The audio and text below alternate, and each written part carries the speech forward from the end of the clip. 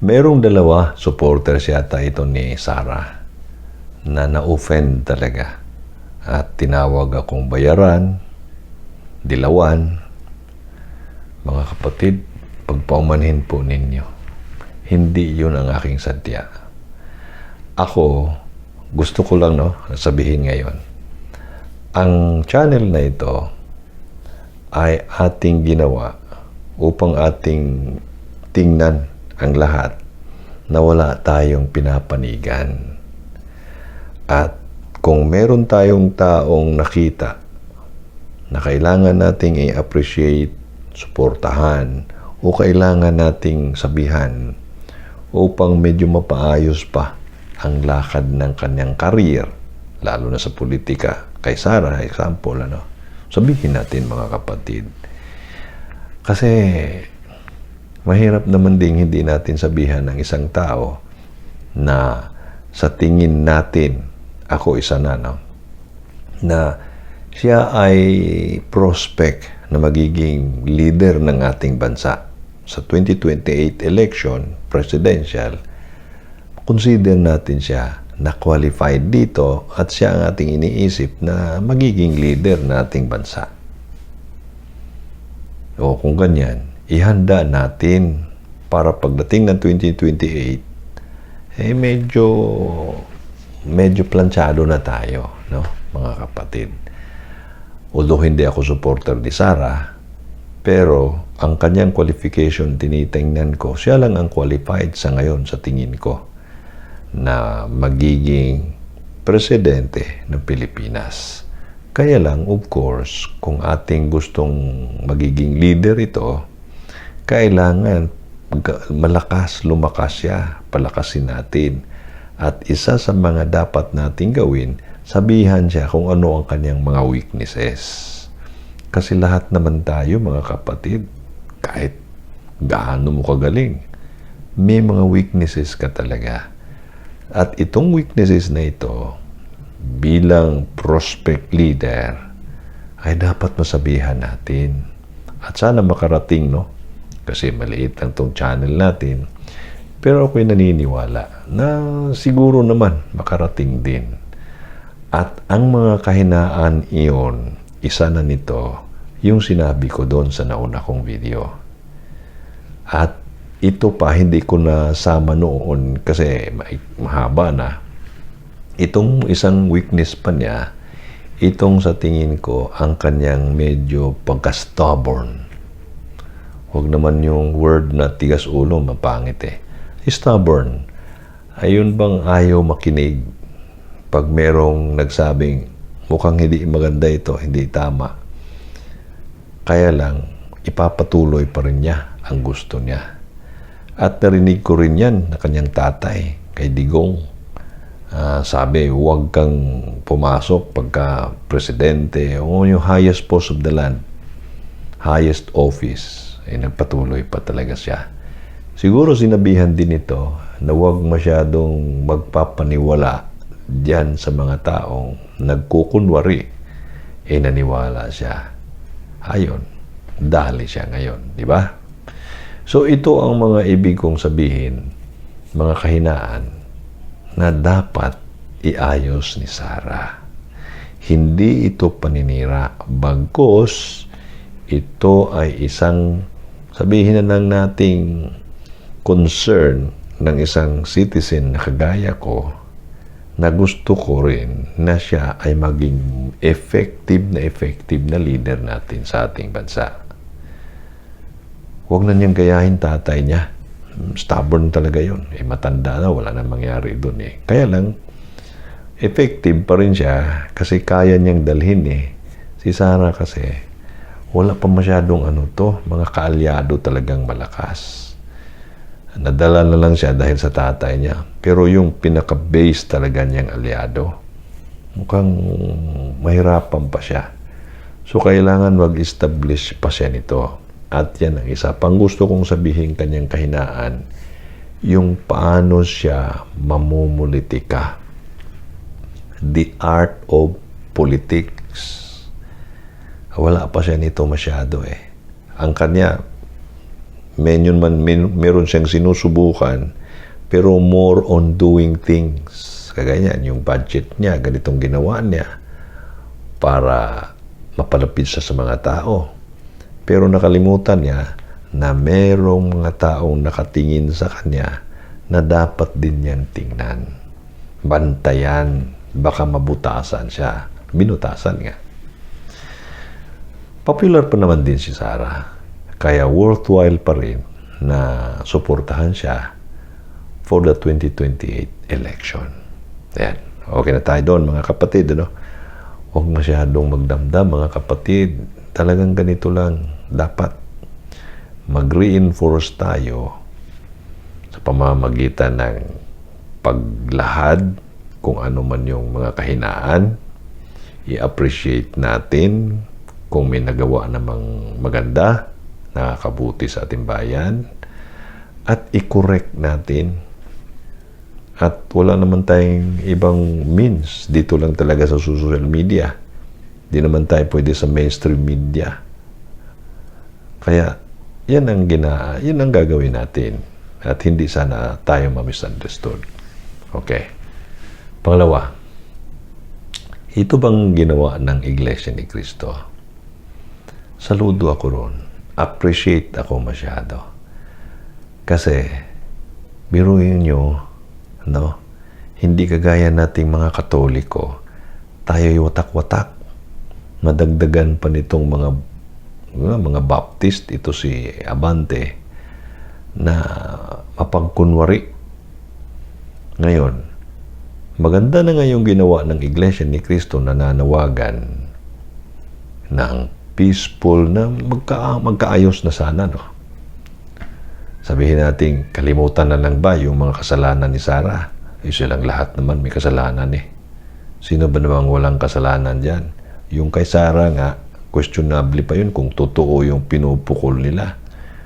Mga fabricated lang siguro ito. Baka meron talagang nagkamali si Sara dahil lang abagito pa, pero hindi yung intentional at walang corruption sa tingin ko. Kaya lang, siyempre, talagang ginawa itong kinakapitalize nila ang kamaliang ito. Kinulayan itong effort ng Iglesia ni Cristo na magkaayos sana.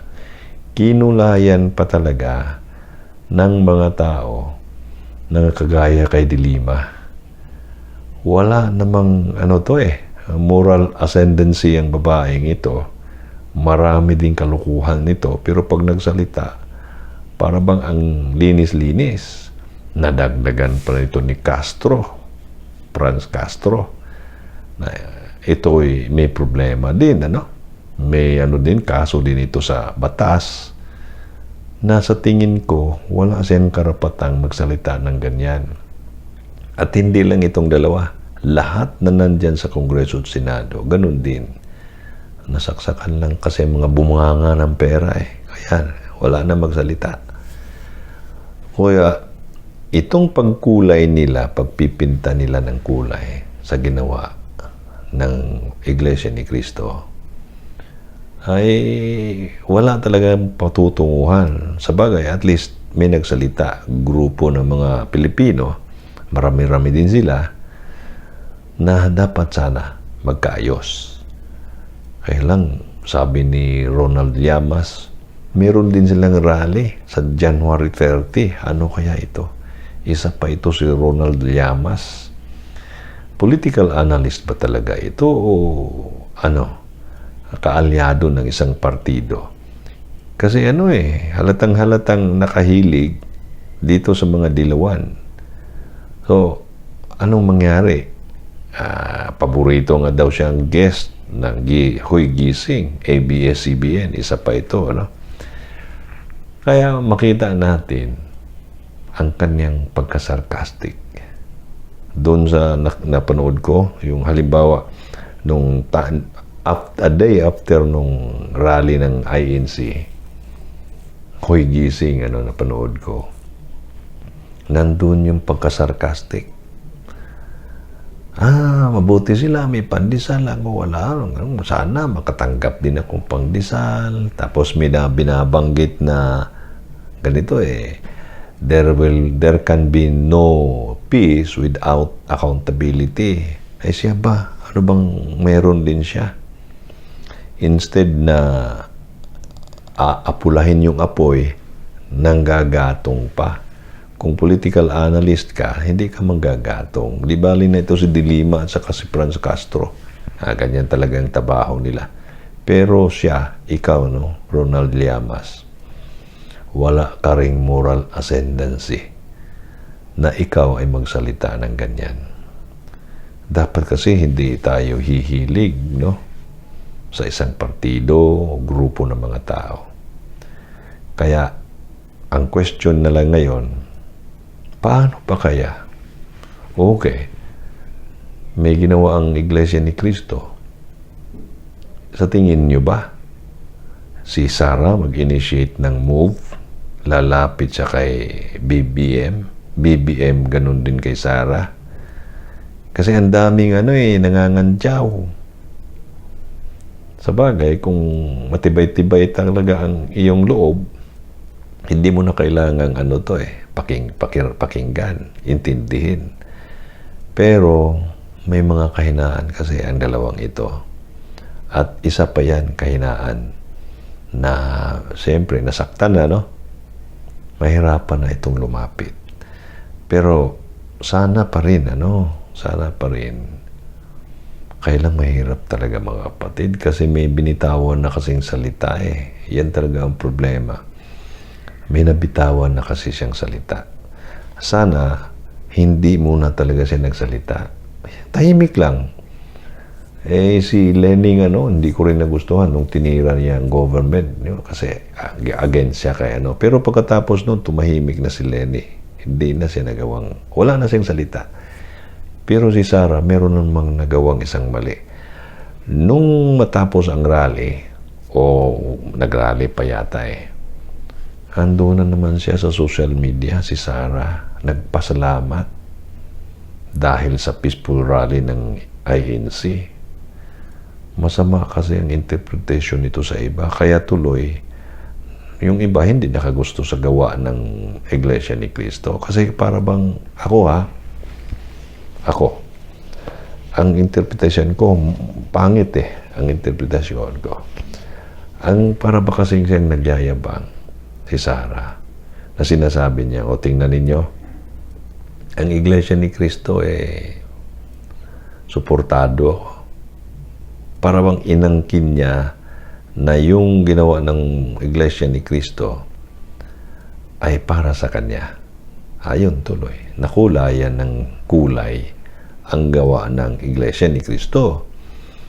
Siguro meron talagang ding hidden agenda, suportahan si Sarah, pero dapat hindi na ni-reinforce kasi yung allegation na gano'n. Kasi, lalong gugulo, lalong sisiklab yung apoy, hindi maapulay, hindi mapatay-patay. Kaya yan, isa pa yan sa kamalian ni Sarah. Meron talaga si Sarah mga move na mali-mali. Yun nga it's either talagang stubborn or merong mga advisor ito na nakuha na hindi effective. So itong dalawang ito dapat ang titingnan din ninyo, mga supporters ni Sarah. Titingnan ninyo ito kasi kung hindi, magka-problema tayo Pagka meron tayong leader na medyo may katigasan din, na pag nakita niyong sa tingin niya tama siya, wala na. Tuloy-tuloy na siya. At ang consequence, kagaya nitong mga nangyari sa kanya ngayon. Puro mali niya ito Maling move. Meron akong narinig, the best move is not to move. Dapat huwag munang mag-move. Wala naman din siyang magawa. Kakalabanin niya yung mga grupo na yan. Tambakan lang siya. Tambangan pala. Ayan nga ang nangyari ngayon. At ako, liban sa Iglesia ni Cristo, nakita ko yung iba, medyo lumamig na rin.